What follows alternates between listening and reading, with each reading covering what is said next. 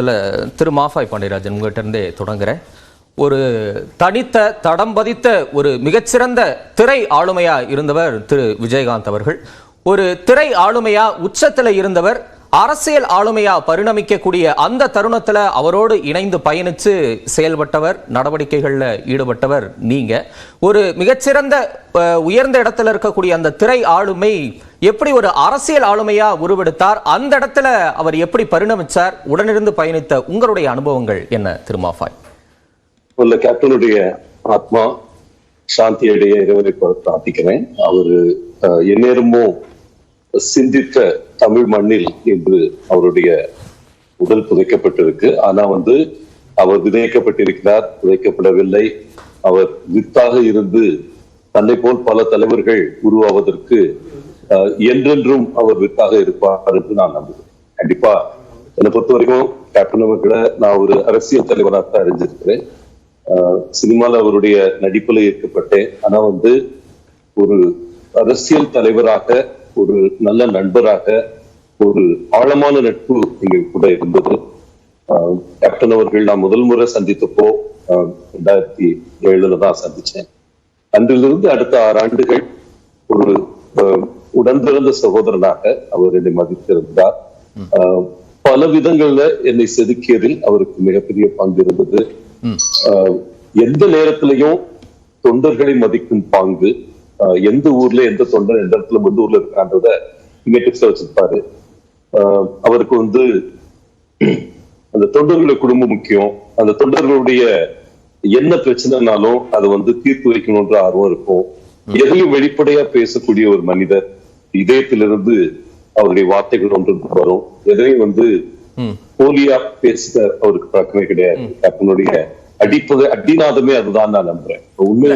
பொதுவா தொண்டர்கள் அப்படின்னு இல்லாம அவங்க எல்லாருமே தேமுதிகவின் தொண்டர்கள்லாம் விஜயகாந்த் அவர்களின் ரசிகர்களா இருந்து தொண்டர்களா மாறினாங்க. அது சற்று கடினமான ஒரு பாதை இல்லையா? அதை எப்படி எல்லாம் அவர் கையாண்டார்னு நினைக்கிறீங்க? அவர் இதனை இவன் முடிக்கும் என்றார் என்று சொல்ற மாதிரி ராமோசந்தன் அவர்கள் அவரும் உடன் பிறந்த சகோதரன் போல வச்சிருந்தாரு. அந்த ரசிகர்களை கட்சி தொண்டர்களாக உருமாற்றும் பணியை செய்தது ராமவசந்தன் அவர்கள். அவரை எந்நேரமும் கேப்டன் தன்னுடைய இன்னொரு உருவமாவே வச்சிருந்தாரு. அதனால யார்கிட்ட எதை கொடுக்கணும் அதை தெளிவா தெரிஞ்சவர் கேப்டன் அவர்கள். அந்த மாதிரி அந்த ரசிகர்கள் நல்வழிப்படுத்தப்பட்டது, ஒரு தொண்டர்களாக உருமாற்றப்பட்டது என்பதுல அவருக்கு ரொம்ப பெரிய ஆர்வம் இருந்தது. அதே போல புரட்சி தலைவர் மேல எல்லா நிலைகள்லயும் அவருக்கு பெருமரியாதை இருந்தது. அவர் வள்ளல் தன்மையில் அவர் பல முறை ஓப்பனா சொல்லியிருக்கிறார். ஒரு கட்சி ஆரம்பிக்கிறதுக்கு முன்னாலே 15-16 வருஷங்களாக பிறந்த நாளுக்கு நல்லது செய்தது, ஏதாவது ஒரு நல்லது தையல் மிஷின் கொடுக்கறதுன்றது ஒரு பெரிய இயக்கமாவே ஆக்கிட்டாரு.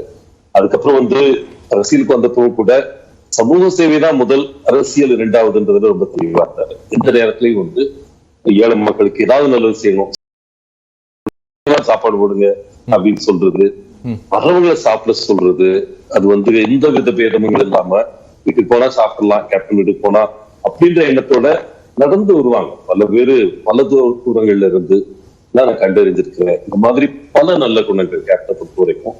அதுல ஈவன் இன்டலெக்சுவலா என்கேஜ் பண்றது, ஒரு சில கருத்துக்களை புரிஞ்சுக்க முயற்சி பண்றது, அதை எளிய கருத்துக்களை அழகா எடுத்து சொல்றது மேடையில, இதெல்லாம் பெரிய விஷயங்கள். ஒரு தேசியவாத பார்வை அவருக்கு எப்பயுமே இருந்தது. அதே போல ஆன்மீக பார்வை அவருக்கு இருந்தது. ரொம்ப ஆழமான ஆன்மீகவாதி.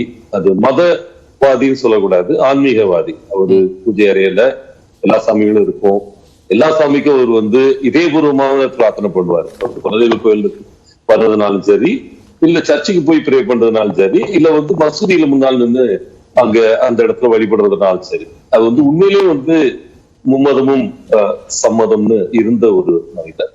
அது அவருக்கு இருக்கக்கூடிய மிக முக்கியமான குணம்னு நான் நினைக்கிறேன். இன்னொன்னு, யாருக்கும் ஒண்ணுன்னா அதை தட்டி கேட்கறதுன்றது எந்த நேரத்திலையும் எந்த மேடையிலையும் எந்த இடத்துலயும் யாருக்கும் பயன்படுத்தி கிடையாது. அது ரொம்ப முக்கியமான ஒரு குணம்னு நான் நினைக்கிறேன். இந்த மாதிரி பல விஷயங்களை கத்துக் கொடுத்துட்டு போயிருக்காரு. அடுத்த தலைமுறைக்கு. கண்டிப்பாக அந்த கட்சி இன்னும் மேலோங்கி வளரணும் அப்படின்ற அந்த நம்பிக்கையும் நான் இல்ல இப்ப அரசியல் களத்துல நீங்க அவரோட பயணிக்கும் போது அவருடைய சிந்தனை போக்கு எப்படி இருக்கும்? பொதுவா வந்து பீப்புள் சென்ட்ரிக்கா இருக்கும், மக்கள் நலன் சார்ந்த, அதாவது சித்தாந்தம் கொள்கை அப்படிங்கிறத கடந்து பீப்புள் சென்ட்ரிக்கா இருக்கும் அப்படின்னு தான் நிறைய சொல்லுவாங்க. அவருடைய தேர்தல் அறிக்கையும் அதை மையப்படுத்தி தான் சொல்லுவாங்க. அவருடைய சிந்தனை போக்கு நீங்க பயணிக்கக்கூடிய காலகட்டத்துல எப்படி இருக்கும்? நீங்க அதை எப்படி பார்த்திருக்கீங்க, உங்களுடைய அனுபவம்? அவரு ரொம்ப எதையும் எளிமையா கொண்டு போகணும்னு நினைக்கிறவர்கள். வந்து இயன்றதை செய்வோம், இல்லாதவர்க்கு என்றதுனாலும் சரி, இல்ல வந்து வறுமை ஒழிப்போம் ஊழலை ஒழிப்போன்ற ஒரு கோஷத்தை கொண்டு வந்ததுனாலும் சரி, இல்ல ஒரு பிறந்தநாள் வறுமை ஒழிப்புன்னு சொல்லி அந்த நாள்ல என்னென்ன செய்யணும்னு சொல்லி டைரக்ட் பண்றதுனாலும் சரி, ஒரு ஒரு இயற்கையான ஊற்றுக்கண்ணாக எழுந்து வரக்கூடிய மக்கள் உணர்வுகளை அவரால் வந்து ஆற்றுப்படுத்த முடியுது. ஒரு அரை செகண்ட்ல மேடையில் இருந்தா இந்த பப்ளிக்கு என்ன பேசணும்னு நினைக்கிறாங்களோ அதை உள்வாங்கி அதை அப்படியே சொல்லக்கூடிய ஒரு மனிதர். அவர் வந்து ஒரு நல்ல ஒரு பிரதிபிம்பமாக இருந்தார், மக்களுடைய பிரதிபிம்பமாக. டக்குன்னு அதை எடுத்து 2 நிமிஷம் 1/2 நிமிஷத்துல புரிஞ்சு பேசுவார். சில நேரங்களில் தேர்தல் பேச்சு எல்லாம் பாத்தீங்கன்னா 3 நிமிஷம் 2 நிமிஷம் இருக்கும்.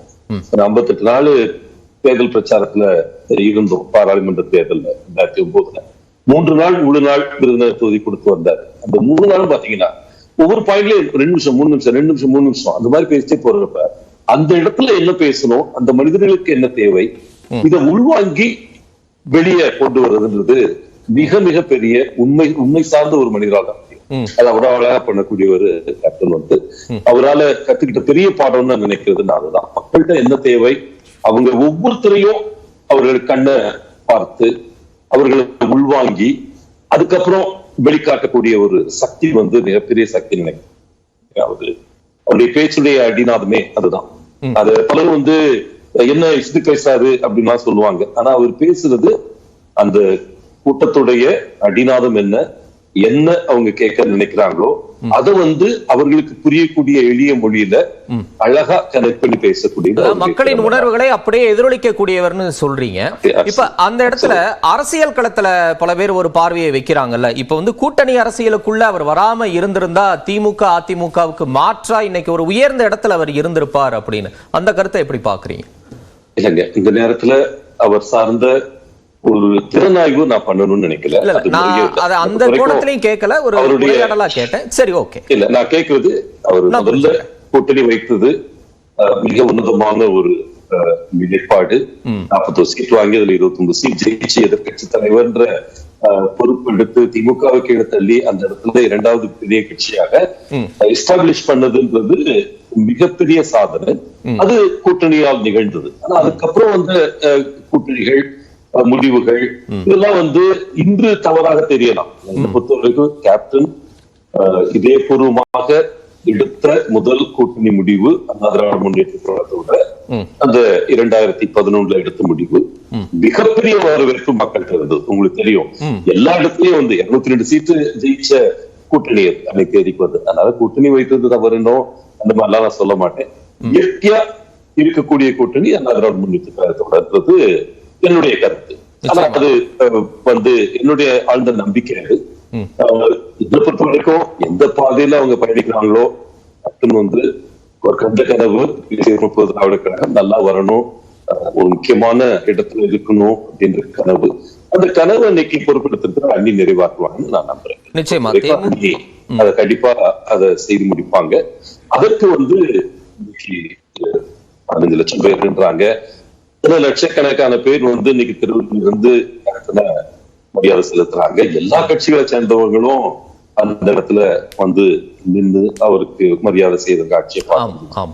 இந்த கிரவுண்ட் ஸ்வெல், இந்த மிகப்பெரிய கிரவுண்ட் ஸ்வெல் வந்து அது கேப்டனுடைய மகத்துவம் நான் நம்புறேன். இந்த மகத்துவத்தை அவங்க கண்டிப்பாக தேசிய முற்போக்கு திராவிட கழகம் 4 ஆண்டுகள் உழைத்த கட்சி, 4 ஆண்டுகள் இருந்த கட்சி, கண்டிப்பா அது மீண்டும் புத்துயிர் பெற்று வரும் நம்பிக்கை எனக்கு இருக்குங்க. கண்டிப்பா கேப்டனுடைய ஆன்மாவுக்கு விருப்பம் தான். நிச்சயமா, நன்றி. ஏன்னா அவர் தேமுதிகவை தமிழ் மக்களின் ஒரு நலனுக்காக ஆரம்பித்த ஒரு கட்சியா இருந்தது. அதனுடைய சார்ந்து அவருடைய மறைவுக்கு பின் எழுப்பப்பட்ட கருத்துக்களை உங்கள்கிட்ட தான் நான் கேள்வியா முன் வச்சிருந்தேன். விமர்சன பார்வையோடையும் நான் வைக்கல. நன்றி திரு மாஃபாய் பாண்டியராஜன். உங்களுடைய கடும் பணிச்சூழலையும் எங்களோடு இணைந்து உங்களுடைய கருத்துக்களையும் உணர்வுகளையும் பகிர்ந்தமைக்கு நன்றி.